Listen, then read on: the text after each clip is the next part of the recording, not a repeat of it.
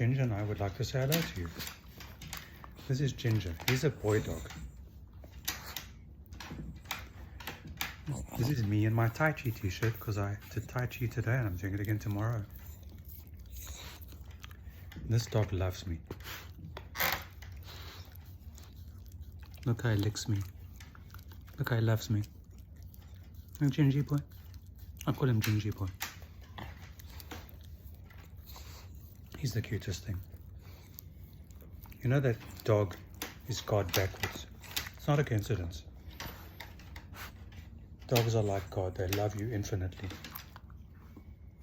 God loves us infinitely. You know, this video is about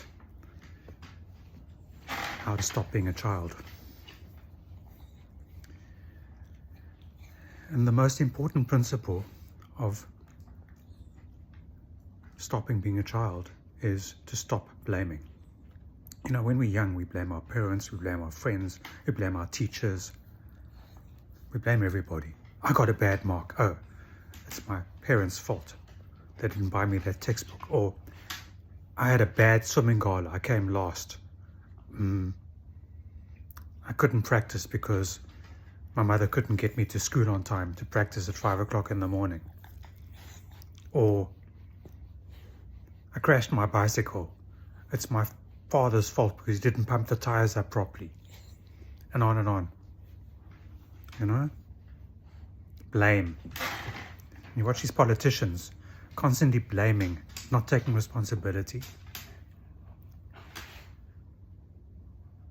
You want to blame? You've got to blame yourself. I did this. I take responsibility for my actions.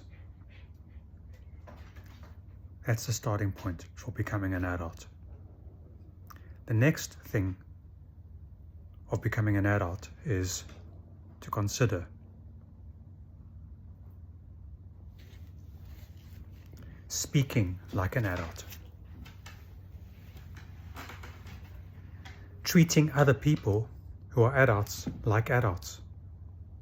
When we grow up, we are children. We start off being children. We have parents. There are other adults in our lives, maybe our uncles, aunts. Maybe some of our older siblings are already adults. I'm not sure if they're adults with a capital A or small a. We're going to get to that.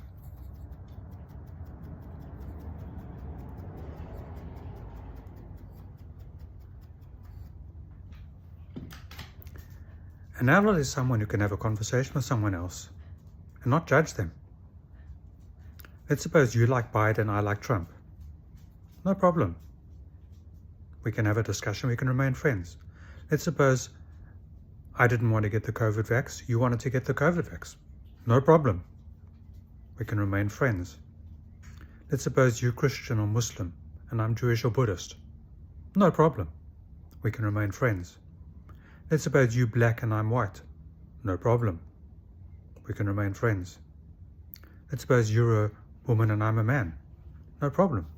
We can remain friends. Let's suppose you're gay and I'm straight. No problem. We can remain friends. The people that don't remain friends are not adults, the way I define an adult. They might be over 18. They might be able to have sex. They might be able to vote. They might be able to earn money and use a credit card. But if they're blaming, and if they're acting like children and parents, then are they really adults? According to my David definition? Have you thought about it? So we know PAC Man, P-A-C, parent, adult, child. When we're children, we have children-children relationships. Many people grow up and they're 30, 40 years old and they still have children-children relationships. They're still looking for someone to blame. Still not taking responsibility. Still saying, oh, I can't go out with him because he likes Biden and I like Trump. Or some garbage like that. Not that Trump or Biden are garbage, but the discussion about we can't be together because of that is the problem. You know, Tai Chi, I'm wearing the Tai Chi shirt, the emblem over here, the yin and yang. So the yin is white and the yang is black, and there's a little white dot in the black space, and there's a little black dot in the white space. And this is balance. It's balance because if something is all good, there's a little bit of bad. If something's all bad, there's a little bit of good. The candle shines in the darkness, makes light, lights up the entire room. I'm sitting outside. The light is on inside. I've got enough light that you can see me. Underneath is this diagram, which represents yin and yang, the solid lines and the broken lines. Over here it says International School of Tai Chi. This is yin and yang, polar opposites, but together. We can be together. Then you have parents who are controllers in their world, and they control each other, and they have parent-parent relationships, and then the adults. Some of the adults are having adult-adult relationships with a capital A, like I define it, or adult-adult relationships with a lowercase a, as most adults are.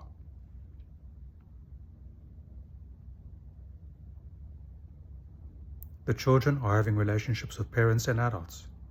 The adults are having relationships with other adults with a capital A, with other adults with a small a, with children and with parents. The parents are having relationships with children, with other adults with a capital A or small a, and with other parents. And so this diagram, this triangle of relationships continues. And when we take responsibility for ourselves, we become adults with an A. We stop blaming. We say, I made that mistake. I am going to fix it, or I fixed it. The best time to fix a mistake is before someone else finds out about it. So I'm a software developer. I make mistakes. If I'm going to make a mistake, I try to make it on the development server or the test server, not on the production server. If I'm working on the production server, I check how many records am I going to update. 23. I start a transaction. I do the update. 24 records got updated. I wrote it back. Why did 24 records get updated? I check my script and I run it again until I get 23. And I double check that when I run the script, the select statement, the query, I don't get any records because I've done the update now. And then I can commit the transaction. I'm committed as an adult. I'm committed to be an adult. I'm committed to responsibility. I'm committed to not blame. I'll give you some examples. I'm in London, working for a big software development company. I'm in a team of about 20 people. The specification is 500 pages.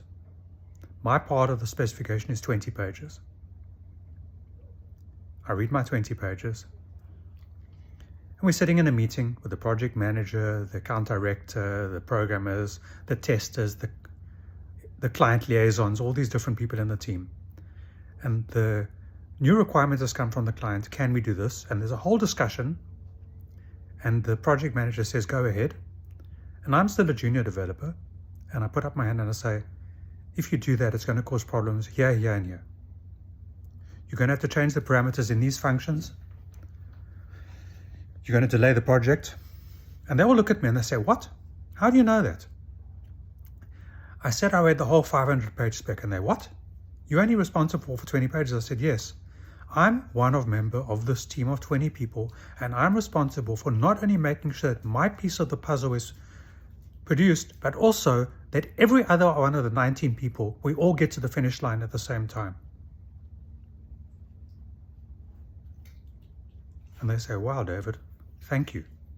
Today we learned something. Everybody on the team is responsible for everybody else. Let me say that again. Every adult on the team is responsible for every other adult. You know when you watch soccer, football, you see the striker scoring goals? But how many people are on the team? 11? Plus another 11? Plus managers, support staff, field people. Thousands of people involved in that soccer, football match. All responsible for winning. You know, you take someone like Novak Djokovic or Roger Federer or Nadal or any of these greats, and they're always, when they finish and they win or lose, they say, thank you to my team for getting me this far. Thank you to my family for allowing me to be on tour for 9 or 10 months of the year. It's hard for everybody, but everybody is part of that team together. The gladiator in the ring is responsible for making the ball go over the net using a racket made specifically for him or her, strung. You watch Djokovic playing at different times of the game, when you have the other greats, you watch them change their racket. Not just when the ball changes, but maybe they're feeling bad. Maybe the other server is serving in a particular style. They need to change the racket so that it's stronger strung or less strung so they can return the ball. They serve a notice like in a court. They hit the ball over the net. We all want to get over that net. We all want the ball to be in on the other side. We have to rely on our team. I'm always hassled when a salesman gets the commission and the rest of the team don't. Look, if the salesman earns nothing and gets commission based on the sale, fine. But if the salesman is earning a nice salary, then in my world, that commission would be spread amongst the whole team. Sorry to the salesman. The whole team is responsible for the delivery of the product. Everybody is important. Another example. We're working on a project, a very complicated project. It was also in England, same company. And I went to my boss and I said, you know, we need to go to the client.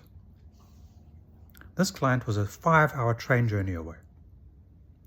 We would have to get the 6 o'clock train in the morning. We'd get to the client at 11. We'd spend 2 or 3 hours with them, have lunch with them, and then get the 3 o'clock train back and be back 8 o'clock at night and then go home. We'd all have a very long day. And my boss said, why should we do this? I said, we're working on a very big project for the client. We actually need to go to the client, the whole team, not just the salesperson, not just the account director, not just the director. The whole team needs to go.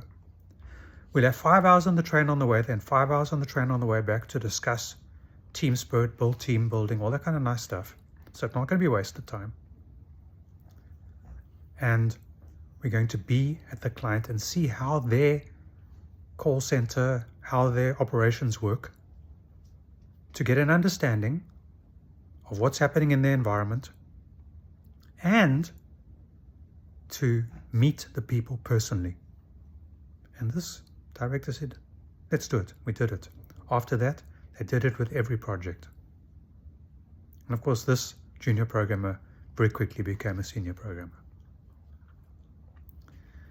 Adults are responsible for the whole team. You know, we hear about narcissists. I've made videos on narcissists. You can look at my other channel on YouTube for that, for the number of videos I've made on narcissists. Narcissists are all about themselves. Narcissists always believe that they're right. Narcissists will never admit that someone else is right. As far as I'm concerned, narcissists are not adults in my world. An adult is someone who takes responsibility for themselves, for their team, and who does not blame. If they blame themselves. They're not super critical, or maybe they are. I went to a conference, 300 people being taught about entrepreneurship. And after the first half day, the lecturer who'd been speaking all morning said, let's have an open discussion. Any questions? I put up my hand and I said, my biggest problem is I'm very hard on myself. I give myself a hard time. And the lecturer said, hold on a second. And he said to the whole audience, all the participants, 300 people, who here is hard on themselves? Every single person put up their hand. And I was like, wow. Entrepreneurs, business owners, they're hard on themselves. They don't want to make mistakes, but they do make mistakes. And when they make a mistake, The business owner loses the money. The staff, they're getting their salary. The business owner just lost his holiday. He had to work the holiday again. You know, I always say that a business owner has a different week compared to a salaried employee. A salaried employee has a fantastic Friday and a horrible Monday, because the salaried employee is thinking, I'm having the weekend off. Monday morning they come back, I don't want to be at work. A business owner is thinking, Monday morning, wow, think of all the things I want to do this week. And then on Friday afternoon thinking, oh shit, I've got to work another weekend. And my definition of a weekend is when you have 2 days off in a row. Think about that. I've been running my own business for 30 years. How many times can I say I had 2 days off in a row where I didn't check in, where I didn't read my emails, where I didn't respond to my retainer clients who expect 24-hour service? Or they expect me to be available on Saturday afternoons, at least to answer an email. Hi David, we've got a system problem. What do you think we should do? And it might just be a WhatsApp or an email, might be enough. Point them in the right direction. Carry on with my life. And that's fine. I don't have a problem with that. You know, before the Industrial Revolution, we worked from home. We had our bakeries or whatever it was, we worked from home. And then the Industrial Revolution moved people into factories. And after that, moved people into office buildings, a modern factory. And so work from home became remote working. But before the Industrial Revolution, remote working was working in a factory. But the industrialists and the business owners and the shareholders changed the language. I've worked from home since 2002 when ADSL arrived in my area. Now we have fiber. Things have changed. But I don't say I work from home. I say my office is at my house. And then people say, but David, you spend so much money on electricity backup and water backup and so on. I said, yeah, but, you know, I can drive a 20-year-old car. Or I don't have to spend money on buying a new car every 4 years. I don't have to spend money on traffic. I've got an extra 2 or 3 hours a day. I don't sit in a traffic jam. I don't sit in pollution. I don't sit in carbon monoxide. I'm healthier than most of my friends who are sitting in traffic, because I'm not breathing carbon monoxide for an hour or two a day. I'm in an environment of health. And if it's 2 o'clock in the afternoon and I'm not getting anything done, I'll go out. If I don't have any meetings, I'll put a note in my diary that I'm full in the afternoon, busy. I'm out of office. Might come back at 6 or 7. I might work till 10, or I might delay the work till Saturday. You know, I've always said that one of the first things that people learn how to do when they start working is how to look busy. You know, Elon Musk and Donald Trump, they're saying everybody must come back to the office. Great, so you're at the office, so what? You know, with modern technology, it's easy to see if someone's busy. It's much more difficult to see if someone was busy and constructive 40 years ago. It's much easier today. And I'm not talking about logging people's keystrokes on a keyboard. I mean, geez, I can get a little robot to tap the keyboard. I mean, really. I can write a program to make it look like I'm pressing buttons on my keyboard. I mean, that's just garbage. But I can see someone was meant to write the document, did they write the document? If they're working on a 2-week project where they're creating a very complicated PowerPoint presentation, how many slides did they create today? How much research did they do? How many documents did they download? What did they check into the version control system? How many queries did they run on the database? These are all easy things to track. And it doesn't matter where the people are. It doesn't matter if they're at home. It doesn't matter if they're at work. It's easy to see if people are actually being constructive. Is someone working? Great, they're working. Are they doing anything? Are they being effective and efficient? Who knows? Are they being adults or are they being children? Are they lying and stealing? I'm not saying all children are lying and stealing. But what I'm saying is that children tend to try and find shortcuts. People that grow up into adults, the kind of adults I'm talking about, don't look for shortcuts. You know, you play snakes and ladders. You get to a ladder. Wow, you go up to the top. Great. But then you throw a 1 and you end up on a snake and you're back up on the bottom row.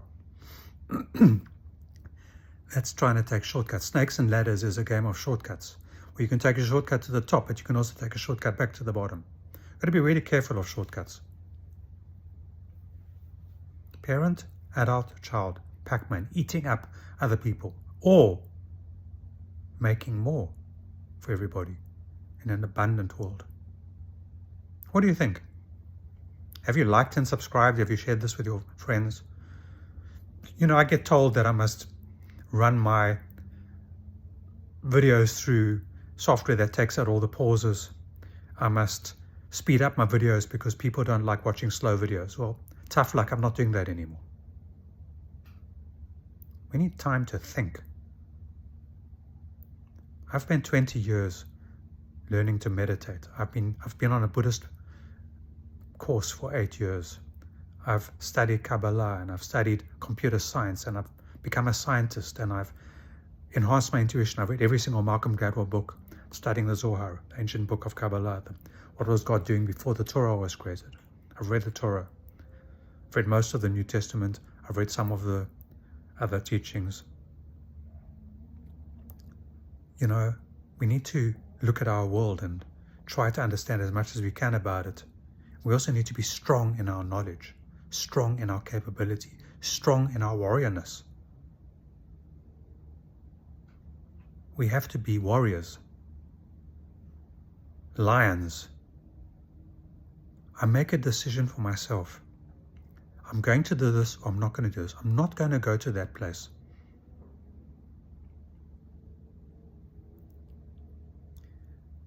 I work for a company. We do work for cigarette companies. Fine, no problem. I get offered a project working for a gambling company. I say, no, sorry, I'm not doing that. My boss calls me in. What's going on, David? I said, I'm sorry, I'm not working on a project for a gambling company. I don't care. You can fire me if you want to, but I'm not working on the project. Luckily, the gambling project was not in the company I worked for. It was for a different company. It was a job offer. And I said, no, could have moved to Malta, but I didn't.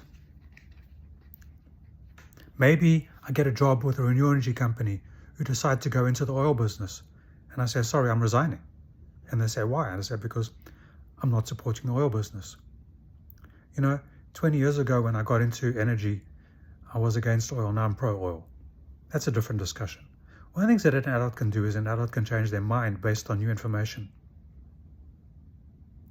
That's something that South African politicians tend not to do. They say, well, the Russians supported us during apartheid, therefore we must support them now. But the people are different. You know, the people that were alive 50 years ago are not alive anymore. All the teachers that taught our current leaders in South Africa who are still alive, their teachers are not alive anymore, they're dead. And the new leaders in Russia and the new leaders in China, they might be communists, but they're kind of capitalist communists. They still have ultimate control, but they allow freedom until you become super rich, and then they say, no, well, sorry, you can be a centi millionaire, you can have $100 million, but you can't have $1 billion. Then they take the company. We've seen that happen. Communism changed, but you know, in Africa and other parts of the world, many communists are still Soviet-era communists. And there's a plane flying over, and yes, I can stop the video and I can restart it, or you can just handle it. Planes fly over. If we didn't have planes, life would not be as it is right now. And I can have lights, and I can have all kinds of things, and I can put on nice clothes, and I can be in a nice environment where you can think, but I'm not about that. I'm just about David showing you how to be constructive, how to be an adult. I walk into a store and I say, I want to buy X brand shoes. And the sales guy says, we don't have that. And I walk out. If I feel like I'm in a consulting mood, I say to the shoe guy, why don't you say to me, why do you want that particular brand? What is it? And I say, well, it's got a particular kind of instep that I like for walking. And then he can say, well, you know, there's another brand that has the same features, and then I go buy the other brand. I'm happy. Are you happy right now? Do you know what happiness is? Do you need me to tell you? Do you want to ask any questions?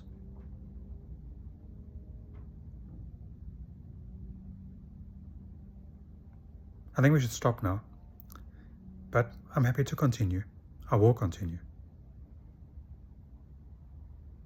Thank you. Goodbye.